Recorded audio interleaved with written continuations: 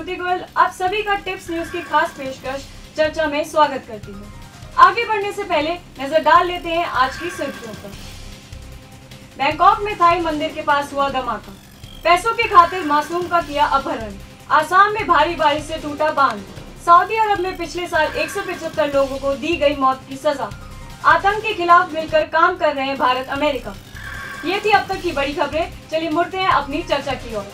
अतिरिक्त नारीवाद यानी महिलाओं को समाज में गलत तरीके से अव्यावहारिक रूप से बढ़ावा देना। जो कानून महिलाओं की सुरक्षा के लिए बने हैं वे उनको पुरुषों को पीछे धकेलने के लिए इस्तेमाल कर। आजकल तो इसे छोटी छोटी चीजों से जोड़कर देखा जाने लगा है, जैसे कि मेट्रो में एक कोच रिजर्व होने के बावजूद हर कोच में सीट रिजर्व होना, या फिर किसी मर्द की नजर गलती से महिला पर कुछ देर के लिए पड़ जाए तो उस पर ईव टीजर का टैग लगा देना। आजकल तो एक नया ट्रेंड भी चला है कि रोड पर चलते हुए किसी मर्द की एक तरफा वीडियो बना देना जो कि सिर्फ कैमरा की तरफ देख रहा हो और उसे इस तरीके से पेश करना जैसे कि वो किसी महिला को स्टॉप कर रहा हो, और लोग बिना सोचे समझे उस महिला के खिलाफ हो जाते। लेकिन दूसरी ओर महिला संबंधित संगठनों और संस्थाओं का मानना ये है कि समाज में केवल इस तरीके के भ्रम फैलाए जा रहे हैं, उन्हें अभी और उठने की जरूरत है। तो चलिए इस मुद्दे पर बात करने के लिए हमारे साथ स्टूडियो में मौजूद है डॉक्टर विष्णुप्रिया सिंह, जो कि जर्नलिज्म की प्रोफेसर हैं, जयशंकर ठाकुर, जिनकी हाल ही में लिखी गई नॉवल बेस्ट सेलर बन चुकी है, और उनके साथ बैठी है दिव्यांशी मिश्रा, जो कि गुलाब गैंग की पूर्व सदस्य रह चुकी। तो अपना सवालों का सिलसिला शुरू करते हुए मैं अपना पहला प्रश्न जयशंकर जी से पूछना चाहूंगी। जयशंकर जी, आपके हिसाब से फेमिनिज्म का असली मायनों में मतलब क्या है? फेमिनिज्म क्या मतलब आपने बताया है अपने इंट्रोडक्शन में, स्टार्टिंग में आपने शुरू में ही बताया कि औरतों को अव्यावहारिक रूप से बढ़ावा देना। हाँ, तो यही है मतलब फेमिनिज्म, एक्सेस फेमिनिज्म का, कि आप महिलाओं को एक दायरे से बढ़कर आप उनको सपोर्ट कर रहे हैं आगे बढ़ने के लिए। ठीक है, फेमिनिज्म का मतलब होता था कि आप एक दर्जे पर लेकर आए, महिलाओं को समान दर्जा दें, चाहे वो मर्दों के साथ कंधे से कंधा मिलाकर चल सकें। लेकिन अब ये हो गया कि अब वो बराबरी तक पहुंच चुकी हैं, लेकिन वो अब और आगे बढ़ने की कोशिश कर रही हैं। वो भी सिर्फ अपनी काबिलियत के दम पर नहीं, वो मर्दों को पैर खींचकर उनको पीछे खींच रही हैं और फिर खुद को आगे दिखाने की कोशिश कर रही हैं। ये एक्सेस फेमिनिज्म है। जयशंकर जी, आप मुझे ये बताइए, आप कौन से गलत बढ़ावे की बात कर रहे हैं? आपको क्या, आप किस समाज में जी रहे हैं? क्या आपको सच में लग रहा है जिस समाज में आप रह रहे हैं उसमें औरतें और मर्द एक लेवल पर आ चुके हैं? औरतें उतनी आगे आ चुकी हैं जितना मर्द है? बिल्कुल मर्द के बराबर आ चुकी हैं। आज औरतें पुलिस में हैं, सरकारी नौकरियों में हैं। अब तुम औरतों को ये भी अनुमति दी गई है कि वो एयरफोर्स में प्लेन उड़ाएंगी, फाइटर प्लेन उड़ाएंगी। अब क्या चाहिए?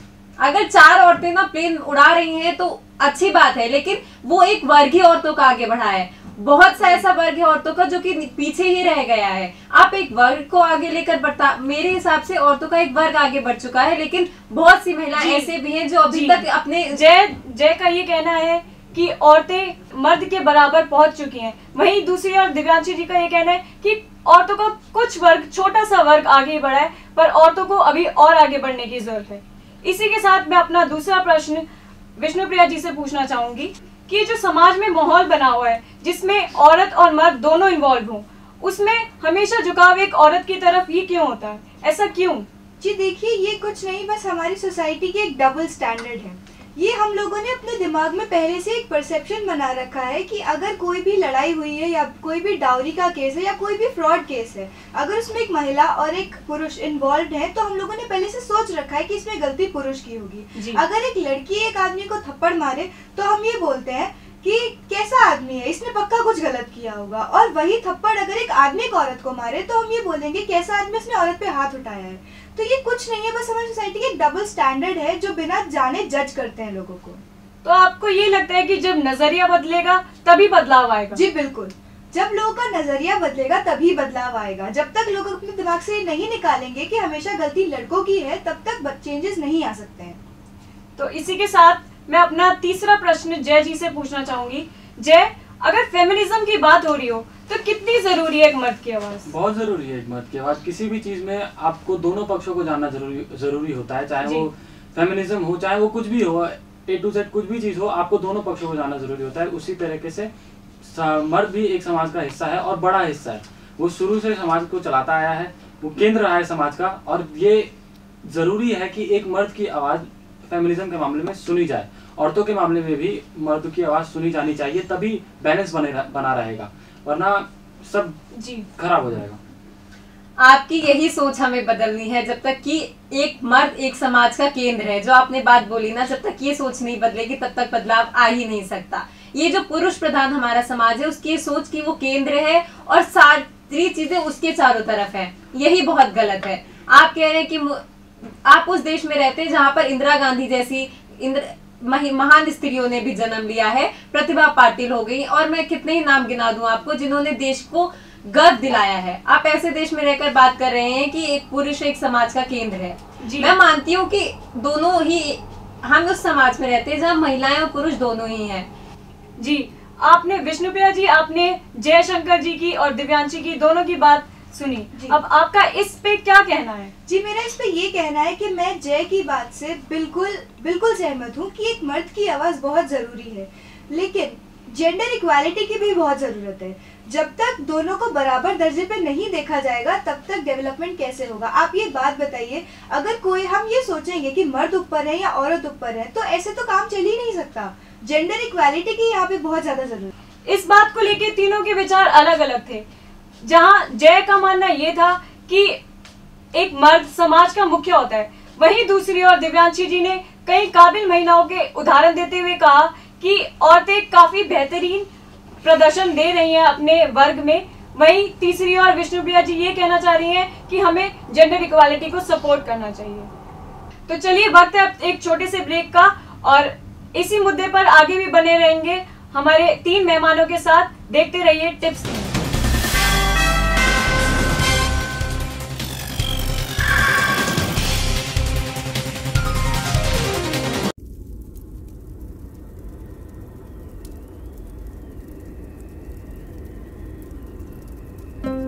कैप्टन साहब को 2 चीजों से सबसे ज्यादा प्यार है, उसमें मैं नहीं आती।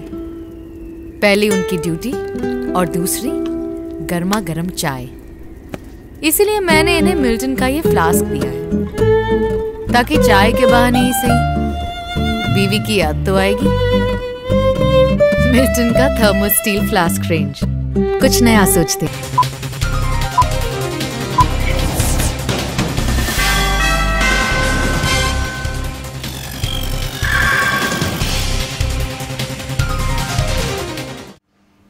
आपका फिर से स्वागत है आपके खास कार्यक्रम चर्चा में। और हम बात कर रहे थे आज के मुद्दे एक्सेस फेमिनिज्म पर, और हमारे साथ अभी भी 3 मेहमान जुड़े हुए हैं, जिनमें से मैं अगला प्रश्न डॉक्टर विष्णुप्रिया जी से पूछना चाहूंगी। विष्णुप्रिया जी, जो एक्सेस फेमिनिज्म से रिलेटेड ऑनलाइन बदसलूकी हो रही है वो दिन पर दिन बढ़ती जा रही है, ऐसा क्यों? जी देखिए, जो ऑनलाइन बदसलूकी है ये एक बहुत ही नेगेटिव इन्फ्लुएंस छोड़ रही है हमारी सोसाइटी पे, एक बहुत ही खराब इन्फ्लुएंस। अब ऐसा क्या हो रहा है कि आजकल लड़कियां किसी भी लड़के की वीडियो बना के उसे अपलोड कर देती हैं और बिना जाने समझे हम लोग जज कर लेते हैं कि नहीं, लड़के की गलती है इसमें। तो यहाँ पे हमें दोनों पहलुओं पे नजर डालने की बहुत ज़रूरत है कि एक्चुअली में हुआ क्या है। बिना इससे पहले कुछ बोले हमें जानना चाहिए कि एक्चुअली में क्या हुआ है। देखिए, हर सिक्के के 2 पहलू होते हैं जी। और इससे एक चीज़ और हो रही है कि जो जेन्युइन केसेस होते हैं वो दब जाते हैं और जो इस तरीके के फ्रॉड केसेस है वो हाइप हो जाते हैं। तो इन चक्कर में सारे जो जेन्युइन होते हैं वो रह जाते हैं। जी जी, दिव्यांशी जी, आपका इस पे क्या कहना है? मैं विष्णुप्रिया जी की बात से बिल्कुल सहमत हूँ। जिस तरीके से उन्होंने बोला, हर सिक्के के 2 पहलू होते हैं, एक नकारात्मक एक सकारात्मक। तो नकारात्मक में तो आपने देखा, जैसे कि उन्होंने बताया किस तरीके से इस चीज का मिसयूज हो रहा है, पर ऑनलाइन जो सोशल नेटवर्किंग साइट्स हैं उन सब का एक सकारात्मक भी है। ज्यादा पुरानी बात नहीं करूंगी, अभी जो निर्भया वाला केस हुआ था उसमें आपने देखा किस तरीके से पूरे भारत ने एक सोशल नेटवर्किंग साइट का यूज करते हुए एकजुट होकर एक आंदोलन सा छेड़ दिया था उस पे, जिसके कारण हमें एक उस रेप केस पे एक जस्टिस मिल पाई, एक उसका निर्णय निकल पाया। तो इसलिए हाँ, अगर, और इससे ये भी होता है कि जैसे जो गलत सामने आ रहे हैं उससे हमारी जो असली, मतलब जो जेन्युइन केसेस होते हैं वो छुप जाते हैं और जो फेक केसेस होते हैं वो हाइप हो जाते हैं। तो दोनों की राय जानते हुए हमारे सामने ये निर्णय आया है कि ऑनलाइन या सोशल मीडिया का दुरुपयोग के साथ साथ सदुपयोग भी हो सकता है। मेरा अगला प्रश्न दिव्यांशी जी से है। दिव्यांशी जी, एक बहुत ही मशहूर अभिनेत्री की हाल ही में वीडियो रिलीज हुई है, माई चॉइस। उसमें एक लाइन है, to have sex within marriage और आउटसाइड मैरिज।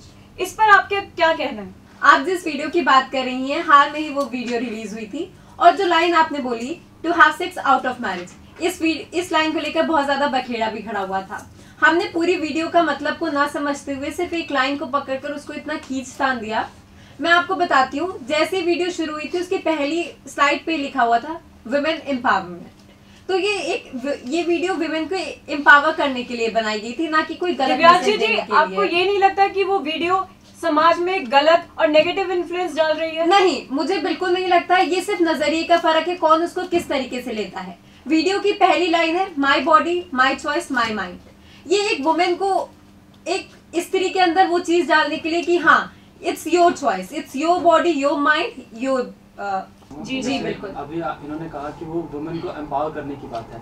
अगर यही वुमेन का एम्पावरमेंट है, वुमेन की एम्पावरमेंट है कि वो शादी के बाद सेक्स किसी और के साथ बाहर जाके करे, तो फिर हमें ऐसी एम्पावरमेंट की कोई जरूरत नहीं है। किसी तरीके से एम्पावरमेंट नहीं है। और जो कह रहे हैं कि इसमें डिसलॉयल नहीं हो सकते, ये किसी तरह की डिसलॉयलिटी नहीं है, तो फिर यही करते हैं कि हम मर्द भी जाके कहीं पे किसी के साथ सेक्स कर लेते हैं शादी के बाद। फिर आप लोग इस बात का बखेड़ा मत खड़ा कीजिए। जी, इसमें बखेड़े की बात ही नहीं हो रही, आप बात को समझ ही नहीं रहे। ये वीडियो किसी भी तरीके से किसी भी रिलेशनशिप में डिसलॉयल होना या डिसऑनेस्टी को नहीं प्रमोट कर रही है। हर बात से पहले एक बात होती है, हर बात के बाद भी एक बात होती है। ये बात तो वही आप पूरी लाइन को तो पढ़िए। इससे पहले था माई चॉइस, टू मैरी और not to marry, to have sex before marriage, to have sex out of marriage और नॉट टू हैव सेक्स। जी देखिए, यहाँ पे मैं दिव्यांशी जी आपको कहना चाहूंगी कि ये बात गलत है। अगर ये चीज आ रही है सामने कि it's my choice to have sex outside my marriage, तो ये गलत है। समाज औरतों से और मर्दों से बनता है, दोनों के मिलन से बनता है। और अगर आप इसमें डिसलॉयल होंगे तो कैसे चलेगा? दोनों को अपनी सीमाओं के अंदर रहना चाहिए। किसी के लिए भी जस्टिफाइड नहीं है कि वो अपनी शादी से बाहर जाके कुछ कर रहा है। ये किसी के लिए भी जस्टिफाइड नहीं है, चाहे वो एक आदमी हो चाहे वो एक औरत हो। ये केस तो अलग हो गया। अब हम दूसरा केस लेते हैं, नागालैंड वाला केस। दिव्यांशी जी, आपने नागालैंड वाला फॉल्स रेप केस तो सुना ही होगा, आपका उस पर क्या कहना है? जिस नागालैंड वाले रेप केस को आप फॉल्स बता रही हैं, उसमें ये हुआ था कि रिपोर्ट में आया ही नहीं था कि एक औरत की उस लड़की के साथ जिसने इल्जाम लगाया कि उसके साथ रेप हुआ है। तो मैं आपसे कहना चाहूंगी कि जब एक लड़की के साथ एक वेजाइनल रेप होता है तो उसकी तो हम मेडिकल रिपोर्ट में हम वो चीज साबित कर सकते हैं कि उस लड़की के साथ रेप हुआ। बट ऐसे कितने केस आते हैं कि सालों साल लड़कियों के साथ एनल सेक्स होता रहता है, सेक्सुअल असॉल्ट होता रहता है। जी, आपको नहीं लगता कि ये चीज गलत थी कि उस लड़के को पूरी भरी सभा में पूरा उसको जलाया गया और कानून हाथ में लिया गया? क्या वो चीज सही थी? मैं बिल्कुल मानती हूँ कि कानून को हाथ में लेना बहुत गलत है, जो हुआ वो बहुत गलत है। लेकिन आप जो उसे फॉल्स रेप केस कह रही हैं वो बात ही नहीं है। किसी एक मर्द एक स्त्री के साथ कुछ ऐसा कर देता है कि वो उसको अंदर तक इतना झंझोड़ देती है कि वो खुद से कभी नजर भी ना मिला पाए। और मैं कुछ कहना चाहूंगा, आप सही कह रहे हैं, जो भी आप कह रहे हैं सही कह रहे हैं, लेकिन आप ये बता दीजिए, जैसा कि इन्होंने कहा श्रुति जी ने, कि वो गलत था कि नहीं था।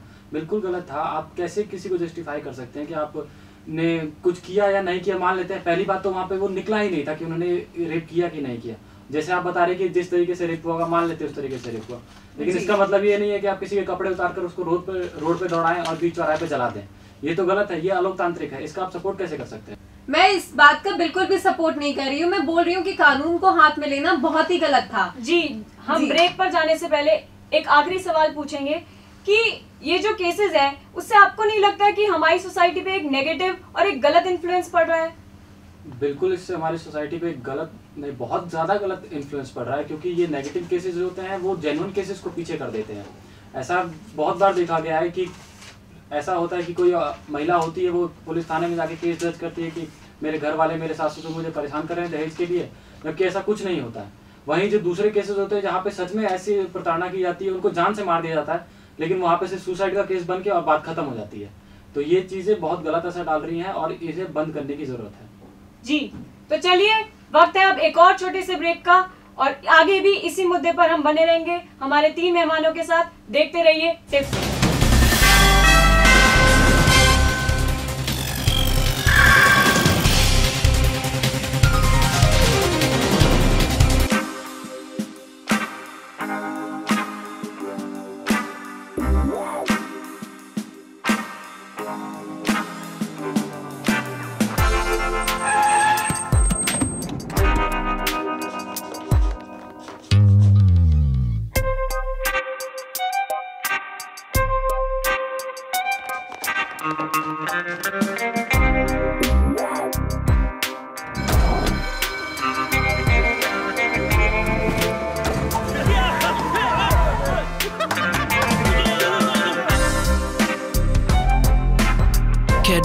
5 स्टार में है चॉकलेट, कैरमल और नोगा, तो खाइए और खो जाइए।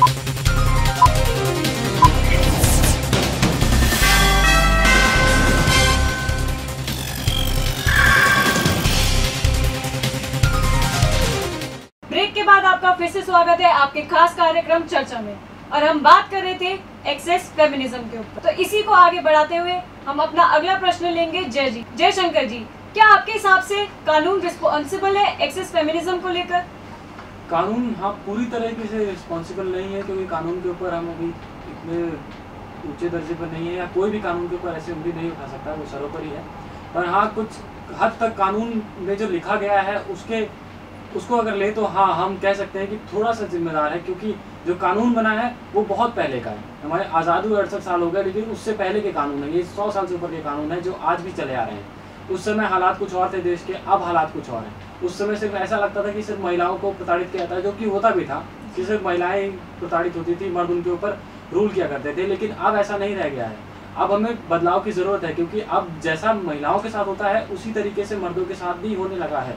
अब वो कोई भी करे, मर्द के साथ करे या एक औरत मर्द को असॉल्ट करे, वो भी होने लगा है, और इसकी आज कोई पूछ नहीं है। अगर आप जाके ये लगता है कि कानून में बदलाव लाना बहुत जरूरी हो गया है? हाँ कुछ संशोधन की जरूरत है, उस पर बात की जाए, बैठ के लोकसभा में बात की जाए, या फिर कहीं भी बॉडीज जो है गवर्निंग बॉडीज इसके ऊपर बात करें, और फिर इसको बात करके देखा जाए कि इसमें क्या चेंजेस किए जा सकते हैं, चेंजेस किए जाएँ और फिर इसको पारित किया जाए। जी मैं इसमें बोलना चाहूंगी कि महिलाओं के लिए कानून बनाए गए थे जब देश आजाद हुआ था, क्योंकि उस समय महिलाएं बहुत ज्यादा प्रताड़ित थी। ये पुरुष प्रधान समाज में ही ऐसा है और आज भी है। और अगर आपको लगता है कि वही सब आज अब पुरुषों के साथ भी हो रहा है, तो फिर आप कानून बना लीजिए। तो आप इसका बदला नहीं ले सकते ना कि हमारे साथ हुआ था, ये नहीं हुआ था, 5 साल पहले की बात है, तो आप आज उठा के थोड़ी उसका बदला लेंगे। आप कहाँ जी रहे हैं जयशंकर जी? आप कितनी पुरानी बात, आज भी आप उसी समाज में रह रहे हैं, आप पता नहीं किस समाज में रह रहे हैं। इतनी प्रताड़ित हो रही है महिलाएं, आपको दिख ही नहीं रहा है, आप मानने को ही नहीं तैयार हैं। तो हम कह रहे हैं हो रही है, लेकिन उसके साथ मर्द भी तो हो रहे हैं, तो उनके लिए भी कानून बनाने की बात हो रही है कि बिल्कुल बनाइए कानून, आप बनाइए कानून। आपके संविधान में बहुत सारे लेजिस्लेचर है, कॉन्स्टिट्यूशन है, बना लीजिए आप संविधान। नहीं होता आपसे तो हम महिलाएं आंदोलन करके कुछ ना कुछ तो कर ही लेंगे। यही तो प्रॉब्लम है। यहाँ मेरा आपसे एक प्रश्न है जय, कि अगर औरतों से रिलेटेड जितने भी लॉज हैं वो उनका गलत फायदा उठा रही हैं, तो इस चीज की क्या गारंटी है कि जब वही मर्दों के लिए भी होंगे तो वो उसका गलत फायदा नहीं उठाएंगे? मैंने कभी नहीं कहा कि वो उसका गलत फायदा नहीं उठाएंगे, मर्द भी उठाएंगे, जैसे औरतें उठा रही हैं वैसे मर्द भी उठाएंगे। लेकिन इसका मतलब ये नहीं कि कानून ही ना बनाया जाए। अगर यही पहले सोच लिया गया होता कि औरतों के लिए कानून बनाए जा रहे हैं तो सारा उनके फेवर में हो जाएगा, तो फिर औरतों के लिए भी कानून नहीं बनते। क्या आज जो हम एक्सेस फेमिनिज्म पे बात कर रहे हैं इसकी तो नौबत ही नहीं आती। फिर क्या आपको सच में लगता है कि आप जिस समाज में रह रही हैं वहाँ पर पुरुष भी उतने ही प्रताड़ित है जितनी की प्रताड़ित महिलाएं हैं? बिल्कुल। आप कंपैरिजन कर रहे हैं कि महिलाओं के साथ ऐसा हो रहा है, आप महिलाओं के कानून को एक आड़ लेकर एक बंदूक चला रहे हैं। तो आपने मर्दों की आड़ लेकर कानून बनाए थे महिलाओं के लिए, तो हम भी तो आड़ लेंगे। हमने आड़ नहीं ली थी, वो असलियत थी उस वक्त की, इतनी ज्यादा प्रताड़ित थी महिलाएं। तो आपको अपने कानून बनाने हैं, आप बनाइए कानून, हमने आपको नहीं रोका, हमने कभी नहीं कहा कि आप मत बनाइए कानून, आप बनाइए, लेकिन आप हमारे पीछे हमारे उसकी आड़ लेकर आप, क्योंकि आप ही की वजह से कानून बनाए जाएंगे ना। आप लोग प्रताड़ित कर रहे हैं, आप लोग परेशान कर रहे हैं, तो आप लोग की वजह से कानून बनेंगे ना, किसी का तो लेना पड़ेगा नाम। ऐसे थोड़ी कानून बनता है। कानून को अभी एक बराबर अमाउंट की स्ट्रिक्टनेस बरतनी चाहिए, चाहे वो केस एक मर्द से रिलेटेड हो चाहे वो औरत से हो। इसमें किसी भी तरह की लीनियंसी नहीं होनी चाहिए। जब तक लीनियंसी रहेगी तब तक केस नहीं ढंग से तब तक जस्टिस नहीं मिल पाएगा। जी, इस चर्चा को आगे बढ़ाते हुए मैं अपना अगला प्रश्न विष्णुप्रिया जी से ही पूछना चाहूंगी। जी विष्णुप्रिया जी, फेमिनिज्म की आड़ में हमारे देश की महिलाएं जो कानून का दुरुपयोग कर रही हैं, उसे कैसे रोका जाए? जी देखिए, कानून को यहाँ स्ट्रिक्ट होने की ज़रूरत है। जैसा मैंने पहले भी कहा था, स्ट्रिक्टनेस की बहुत ज़रूरत है। अगर कोई भी केस हुआ है फॉल्स डाउरी का या रेप का या कुछ भी केस हुआ है, तो उसकी जांच पड़ताल बहुत ही ज़्यादा ज़रूरी है। सारे विटनेसेस को मद्देनजर रखते हुए आप किसी भी चीज़ को लीनियंट नहीं ले सकते हैं यहाँ पे। जब तक आप एक केस को ढंग से सॉल्व नहीं करेंगे, उसके विटनेसेस को ढंग से प्रोटेक्ट नहीं करेंगे, तब तक जस्टिस कैसे होगा?